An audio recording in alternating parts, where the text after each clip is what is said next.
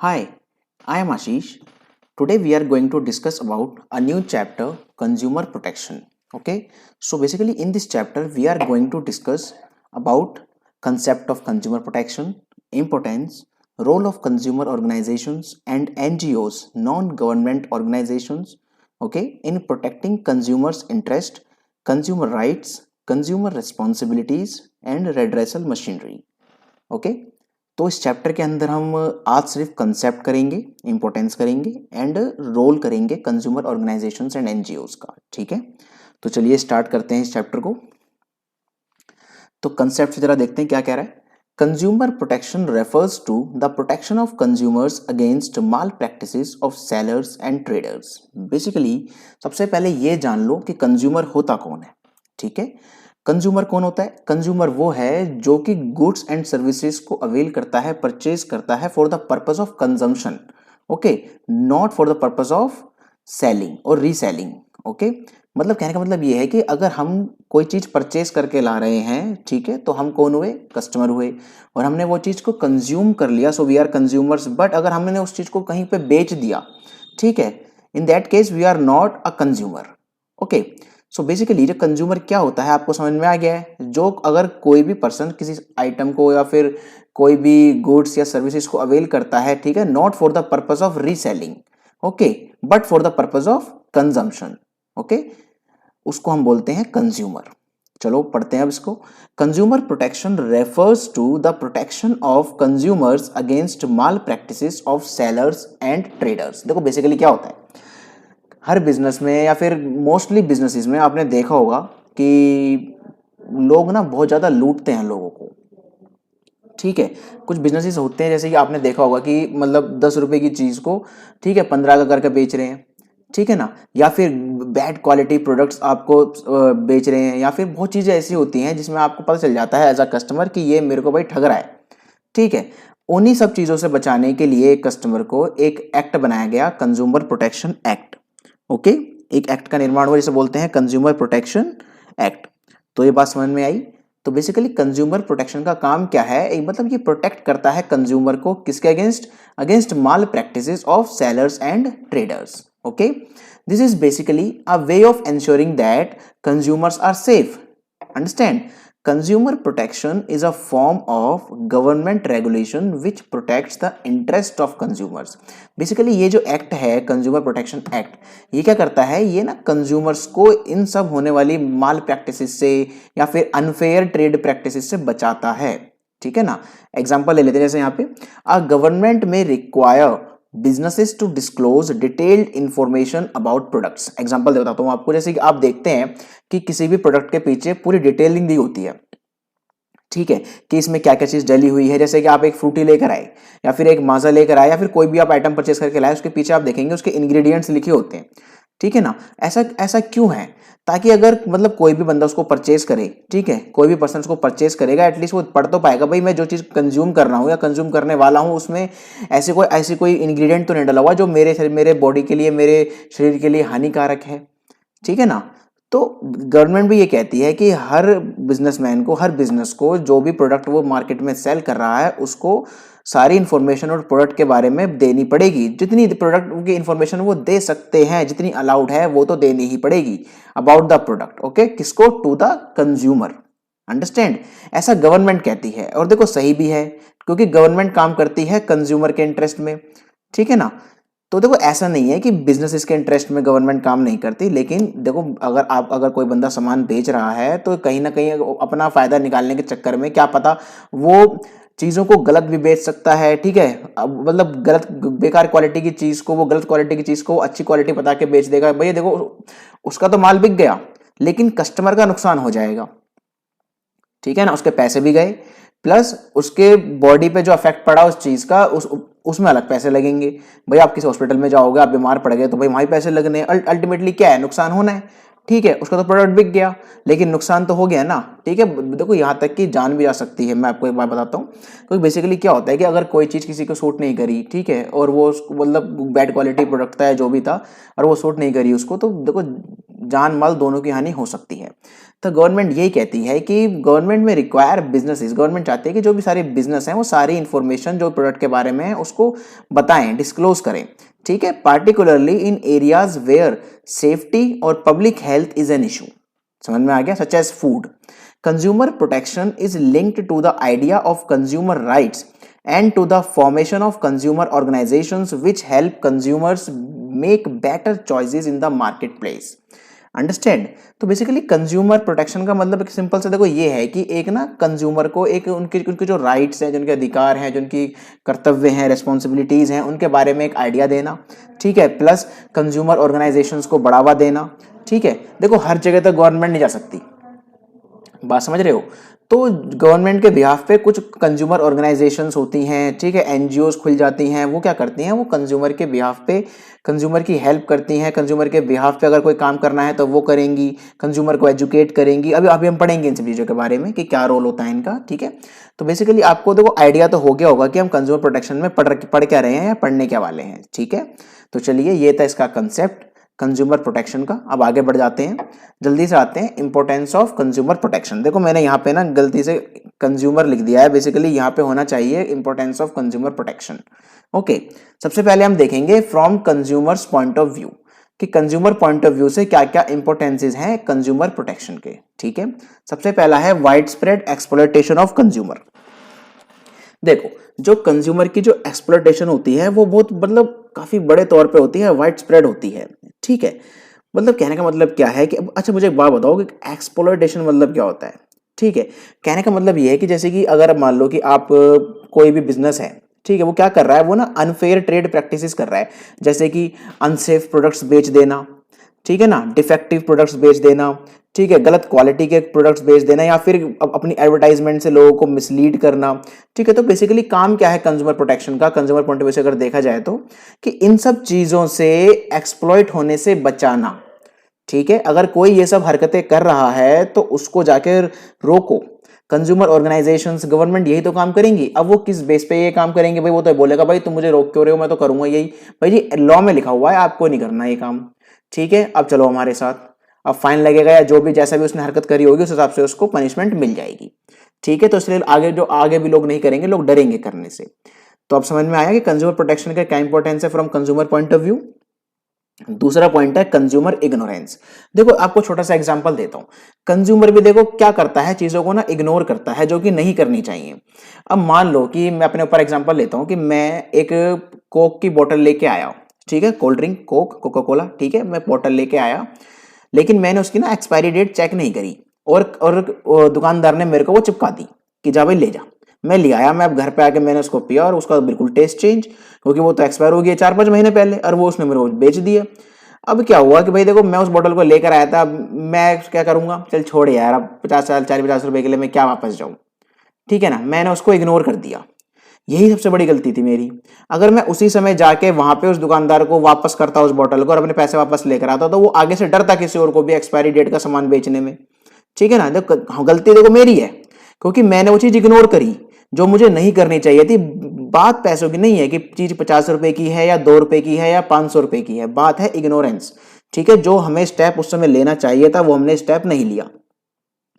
ठीक है, तो कंज्यूमर प्रोटेक्शन क्या कहता है कि भाई आपको इग्नोर नहीं करनी कोई भी, चाहे वो कितनी भी छोटी हो या कितनी भी बड़ी हो। देखो बड़ी चीज तो आप इग्नोर वैसे भी नहीं करोगे, तो छोटी चीज को भी क्यों इग्नोर कर रहे हो। मान लो आगे चल के हमारा ही परिवार का कोई बंदा कोई ऐसी चीज जो एक्सपायर है या फिर जो हमने पहले जो स्टेप नहीं लिया जो हमें लेना चाहिए था उसको कंज्यूम करके बीमार पड़ जाए, ठीक है, या फिर कुछ जो घटना नहीं घटनी चाहिए वो घट जाए, मतलब कुछ भी हो सकता है। देखो बात समझने की कोशिश करो, तो इग्नोर नहीं करना। ठीक है, सबसे बड़ी प्रॉब्लम होती है इग्नोर कर देना। ठीक है, और सबसे बड़ी बात है कि हमें अपने राइट्स पता होने चाहिए, अगर नहीं पता तो जानो। ठीक है ना, तो देखो आपको मुझे लगता है समझ में आ गया होगा। अगला पॉइंट है अनऑर्गेनाइज्ड कंज्यूमर्स। ठीक है, देखो कंज्यूमर्स को ऑर्गेनाइज्ड होना पड़ेगा। सिंपल सा लॉजिक है, देखो यार सिंपल सा बात है कि एक तो होता है कि आपको चीज नहीं पता, एक होता है कि आप चीज पता करना नहीं चाहते। ठीक है, देखो जो चीज आपको अगर नहीं पता तो आप उसको पता तो करो एटलीस्ट। मतलब आपको अगर आपके राइट्स नहीं पता, या फिर अगर आप मतलब किसी ने आपको ठग लिया है, या फिर आपको कोई गलत सामान दे दिया जिसे आपने कंज्यूम कर लिया और आप बीमार पड़ गए, लेकिन आपको नहीं पता कि आप उसके खिलाफ एक्शन कैसे लें, ठीक है। इसलिए कंज्यूमर फोरम्स, ये सारे डिस्ट्रिक्ट कमीशन जो कि रिड्रेसल मशीनरीज है, अब इसके बारे में पढ़ेंगे हम आगे चल के। तो बेसिकली ये इसलिए बनाए गए हैं, और ये कंज्यूमर ऑर्गेनाइजेशन इसलिए बनाई गई हैं ताकि ये आपको ऑर्गेनाइज्ड बना सके, ठीक है।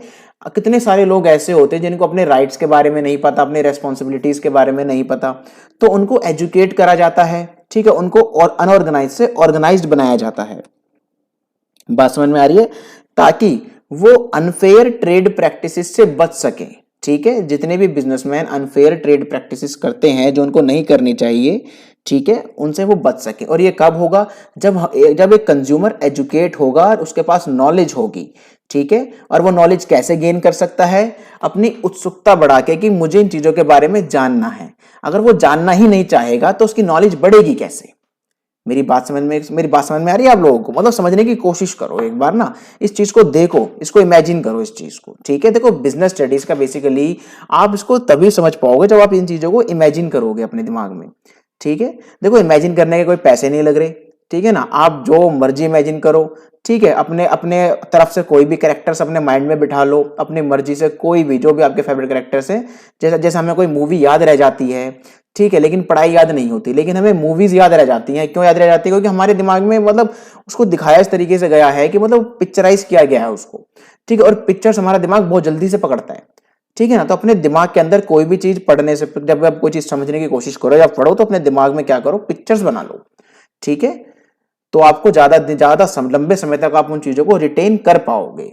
ओके, तो चलो कंज्यूमर पॉइंट ऑफ व्यू से हमने इसके कंज्यूमर प्रोटेक्शन के इंपॉर्टेंस पढ़ ली है। जरा आगे बढ़ जाते हैं हम जल्दी से।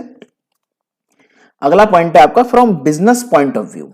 ओके, सबसे पहला पॉइंट है बिजनेस यूजेस सोसाइटी रिसोर्सेस। कहने का मतलब क्या है? देखो अगर कोई भी बिजनेस, जैसे मैं कोई बिजनेस चला रहा हूं, ठीक है। अब भाई मैं तो किसी और प्लेनेट से लेके नहीं आऊंगा ना रिसोर्सेज अपने बिजनेस के लिए, चाहे वो फिजिकल है, ह्यूमन है या फाइनेंशियल है।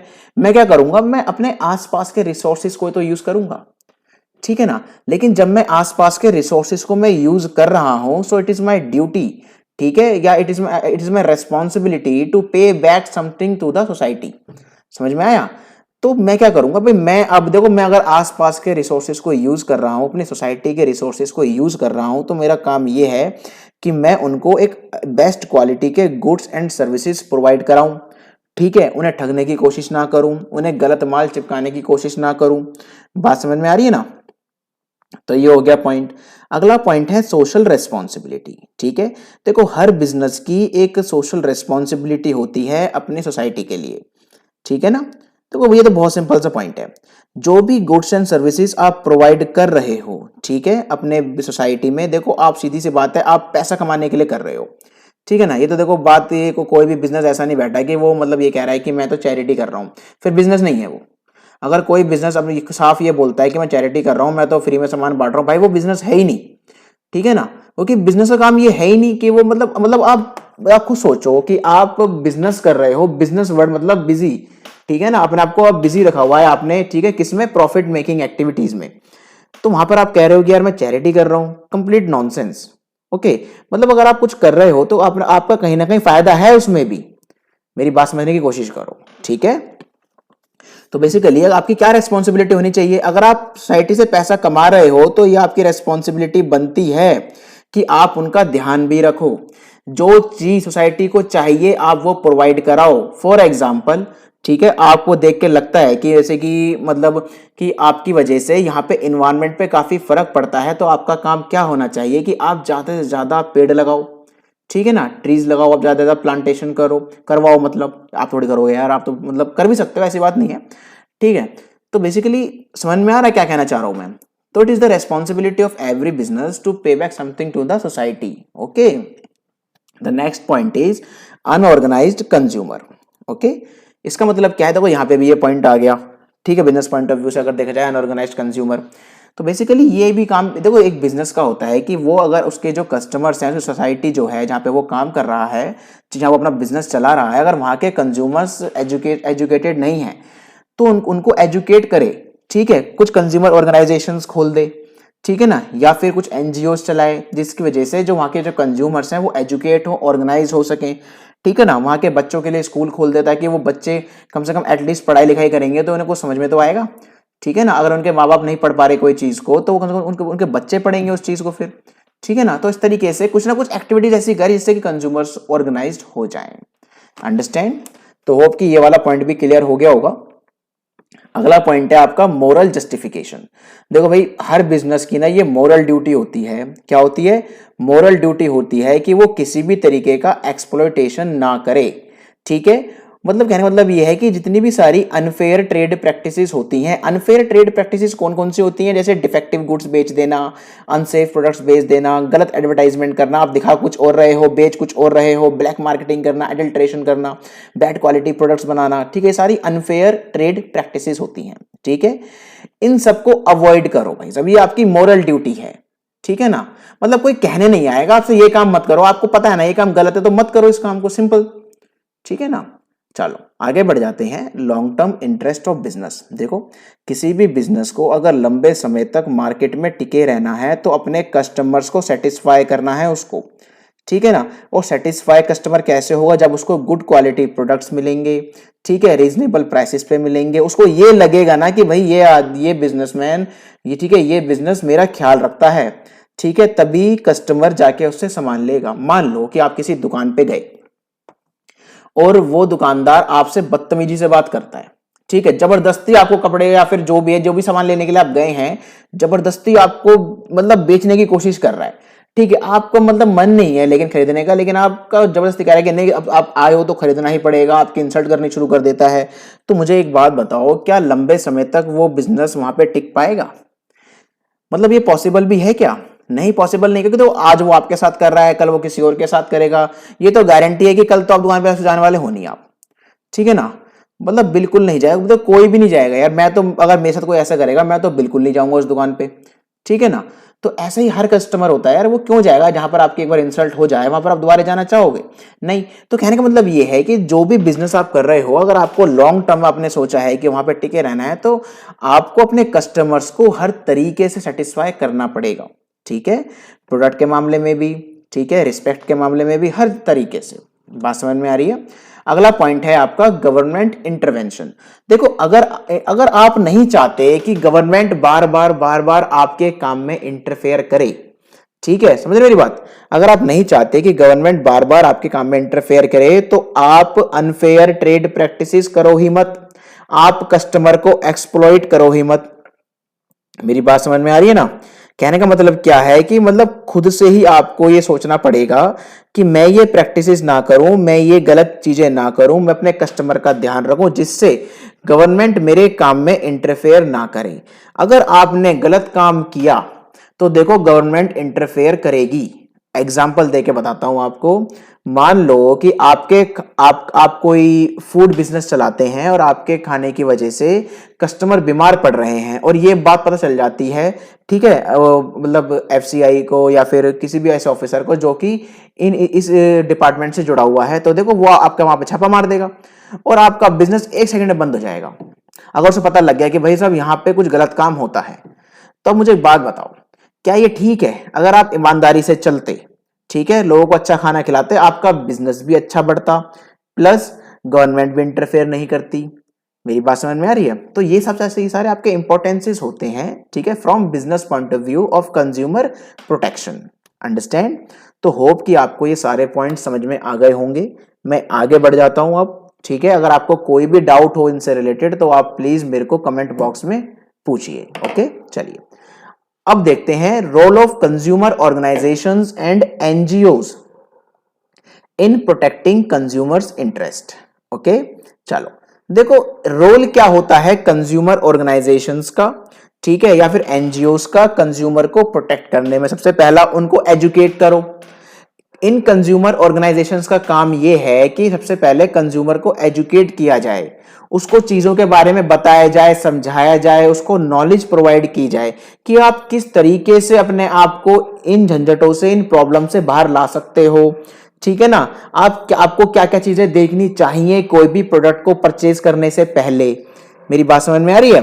या फिर आपके क्या क्या राइट्स हैं, अगर आपके साथ कुछ गलत होता है तो आप क्या क्या इसके ऊपर एक्शंस ले सकते हो, अगर आपको एक्शंस लेने नहीं आते तो आप हमें बताओ, हम आपके बिहाफ पे एक्शंस लेंगे। तो मेरी बात समझ में आई? Educating consumers. Okay, this is your first point. The second point is publishing periodicals, journals, ब्राउशर्स।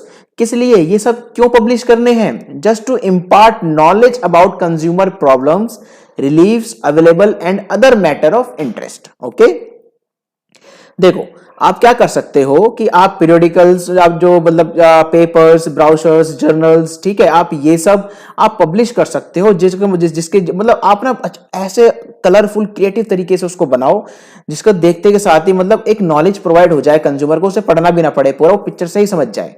ठीक है, मैं आपको एग्जाम्पल दे रहा हूं, ठीक है ना। देखो आप कैसे भी छाप सकते हो, आप चाहे लिख दो उसके ऊपर या फिर आप पिक्चर्स बना लो, आपको जैसा मन करे आप वैसा छापो। मैं आप मतलब कंज्यूमर ऑर्गेनाइजेशंस, ठीक है, मैं बस ये कहना चाह रहा हूं कि कंज्यूमर को नॉलेज प्रोवाइड करने के लिए ये सब चीजें की जाती हैं, ये सब चीजें पब्लिश की जाती हैं। कौन सी नॉलेज? जैसे कंज्यूमर को क्या क्या प्रॉब्लम्स हो सकती हैं, क्या क्या रिलीफ्स वो ले सकते हैं, या फिर इससे रिलेटेड कोई भी other matter of interest. Understand? The third point is arrange conferences, seminars and workshops. देखो इनके बारे में तो आप जानते ही हो, ठीक है। मतलब मान लो कि मैंने क्या करा, मेरी एक कंज्यूमर ऑर्गेनाइजेशन है, ठीक है, हमारी मतलब एक कंज्यूमर ऑर्गेनाइजेशन है, और हमने क्या किया कि हमने ना जितने भी हमारे सारे यहाँ के लोग हैं, ठीक है, हमने उनके लिए एक सेमिनार अरेंज करा दिया। क्या अरेंज करा दिया? एक सेमिनार अरेंज करा दिया, या एक कॉन्फ्रेंस रख दी, या फिर एक वर्कशॉप रख दी, जहां पर हम लोगों को ये बता रहे हैं या ये कर चीज दिखा रहे हैं, ठीक है, प्रैक्टिकली, कि देखो कि आपके साथ ऐसा हो सकता है और आप कैसे आप इन चीजों से बचेंगे। समझ गए मेरी बात? तो ये सब भी आप करके आप लोगों की नॉलेज को बढ़ा सकते हो, उनको जागरूक कर सकते हो। जैसे कि टीवी में ऐड आती है ना, जागो ग्राहक जागो, ठीक है ना, बिल्कुल वैसे ही आप लोगों को एजुकेट कर रहे हो। जिन लोगों को इन चीजों के बारे में नहीं पता, आप उनको बता रहे हो with the help of this advertisement. Simple, जागो ग्राहक जागो। देखो टीवी में आप, मुझे तो लगता नहीं कि कोई मतलब किसी बच्चे ने नहीं देखी होगी ये चीज, ठीक है ना, ये एडवर्टाइजमेंट। अगर नहीं देखे तो आप यूट्यूब पे देख लेना कि जागो ग्राहक जागो क्या किस तरीके से एडवर्टाइजमेंट करते हैं, कैसे वो जागरूक करते हैं, ठीक है, लोगों को कि आपके साथ क्या हो सकता है और आप कैसे उससे बच सकते हैं, क्या आपके राइट्स है, जो भी है, ठीक है। चलिए अगला पॉइंट है आपका collecting data on different products and testing them. ये काम भी होता है कंज्यूमर, मतलब ये काम करते हैं, ठीक है, कंज्यूमर ऑर्गेनाइजेशंस एंड एनजीओज, जैसे कि वो डिफरेंट डिफरेंट प्रोडक्ट के डेटा कलेक्ट करते हैं, ठीक है, फिर उनको टेस्ट करके देखते हैं कि क्या कहीं इसमें कोई ऐसी चीज तो नहीं है जो कि कंज्यूमर के लिए खतरा हो, जो कंज्यूमर को नुकसान पहुंचा सके, ठीक है। अगर वो चीज नुकसान पहुंचा रही है तो उसको मतलब बंद करो जल्दी से, ठीक है, उसके खिलाफ एक एक्शन लो, एक टाइमली एक्शन लेना बहुत जरूरी है, ठीक है। चलो अगला पॉइंट है आपका providing legal assistance to consumer, ठीक है, कंज्यूमर्स को लीगल हेल्प भी प्रोवाइड कराना, ठीक है। चलो अगला पॉइंट है filing complaints in appropriate consumer courts on behalf of the consumers. अब मुझे एक बात बताओ, क्या ये जरूरी है कि हर कंज्यूमर को पता हो कि उसको किस कंज्यूमर कोर्ट में जाके अपनी कंप्लेंट फाइल करनी है? क्या मतलब ये रियली मैंडेटरी है क्या? देखो मुझे एक बात बताओ, क्या जब मैं 11th या 12th में नहीं था, क्या उससे पहले क्या मुझे पता था, ठीक है, कि चाहे मेरे 10th में कितने भी मार्क्स आए हों, चाहे मेरे 99 मार्क्स आए हों, 100 मार्क्स आए हों, मैं एक बहुत ही पढ़ा लिखा बच्चा क्यों ना रहा हूं, मतलब एग्जांपल ले रहा हूं, वैसे मैं हूं नहीं, देखो मैं आपको बताऊं सीरियसली, ठीक है, मजाक कर रहा हूं। देखो तो बेसिकली क्या है कि क्या मुझे पता था कि मुझे मतलब कितने अमाउंट के प्रोडक्ट के लिए मुझे किस कोर्ट में जाना है, ठीक है। या फिर मान लो मैं कोई फोन लेकर आया और मुझे वो फोन खराब मतलब निकल गया, वो फोन चल नहीं रहा है, और वो सेलर कह रहा है जा जो करना है कर ले, और मुझे पता ही नहीं मुझे जाना कहाँ है, ठीक है ना, भाई हो सकता है नहीं पता मुझे कहाँ जाना है यार, ठीक है ना। ऐसे कितने सारे लोग हैं मार्केट में, मतलब ऑलमोस्ट 90% लोगों को पता ही नहीं होगा कि मतलब कब कौन सा एक्शन लेना है, कहां पे ये कंप्लेंट फाइल होगी। उनको तो पता है भाई साहब, मुझे तो सिर्फ अगर कोई चीज में नुकसान हो गया तो पहुंच जाओ पुलिस स्टेशन, ठीक है। इस बात उन्हें क्या पता होगा बताओ? मेरी बात समझ में आ रही है ना? या फिर मान लो कि आप जैसे रेफ्रिजरेटर लेकर आए और रेफ्रिजरेटर की वजह से आपको कोई नुकसान हो गया, या फिर उसमें जैसे कोई स्पार्किंग हो गई, या फिर मतलब जो भी है आपको उससे नुकसान हो गया, ठीक है, फिजिकली नुकसान हो गया कुछ, या फिर कोई किसी सामान का नुकसान हो गया, लेकिन आपको पता ही नहीं है कि कंप्लेंट फाइल कहां करनी है, तो वो काम भी कंज्यूमर ऑर्गेनाइजेशंस या एनजीओज करती हैं on behalf of the consumer, okay, क्योंकि उनको पता है कि कितने अमाउंट के प्रोडक्ट के लिए हमें किस फॉरम में जाना है, किस कंज्यूमर कोर्ट में जाना है, ठीक है ना। वो ऐसे ही नहीं, मतलब आप ऐसे ही नहीं पहुंच जाओगे मुंह उठा के जी मेरी कंप्लेंट लिख दो। मान लो तो ऐसे तो आप सुप्रीम कोर्ट पहुंच जाओ जी, मेरे ने ये फोन खरीदा था, चल नहीं रहा है मेरा फोन, अब ये मेरी कंप्लेंट लिखो। भाई वो सुप्रीम कोर्ट आपके फोन कंप्लेंट लिखने के लिए बैठा है क्या? वहां पे भगा देंगे वो आपको, बिल्कुल। ठीक है, मैं तो बुरा मानने की जरूरत नहीं है, एग्जाम्पल बता रहा हूं तुम्हें बस मैं, ठीक है, समझाने के लिए। ठीक है, सिंपल सा पॉइंट ये है कि जो ये कंज्यूमर ऑर्गेनाइजेशंस होती हैं, ये कंप्लेंट फाइल करती हैं on behalf of consumer. Those consumer have do not have any knowledge about how to file complaints in the appropriate consumer courts. ठीक है, in a simple meaning, understand. So basically यहाँ तक मैं आज रोकूंगा। ठीक है, नेक्स्ट क्लास में हम कोशिश करेंगे कि आपके इस चैप्टर को कंप्लीट कर दिया जाए। ओके, तो अगर यहाँ तक आपको कोई प्रॉब्लम है या फिर कोई भी चीज़ आपको समझ में नहीं आई है तो प्लीज़ मुझे बताएं। ठीक है, और आपसे एक बात और बोलता हूँ कि मेरी वीडियो काफ़ी दिन के बाद आई है। देखो मैं कुछ काम में ऐसा फंस गया था कि मेरे को टाइम नहीं मिल पाया वीडियो बनाने का, तो जिसके लिए मैं माफ़ी चाहता हूँ। आप बच्चों का टाइम भी काफ़ी ख़राब हुआ, लेकिन कोई बात नहीं, हम अब आगे से कंटिन्यू रहेंगे। तो प्लीज़ आप अगर आपको कोई डाउट है, आप कोई सजेशन देना चाहते हैं, मतलब कोई भी चीज़ आप कहना चाहते हैं, तो आप बिंदास होकर मेरे को कमेंट बॉक्स में कह दीजिए या फिर आप मुझे ईमेल भी कर सकते हैं। ठीक है, चलिए अब क्लोज करते हैं। अगर कोई भी डाउट हो आप प्लीज़ पूछना। ठीक है, चलो, okay, bye bye, take care.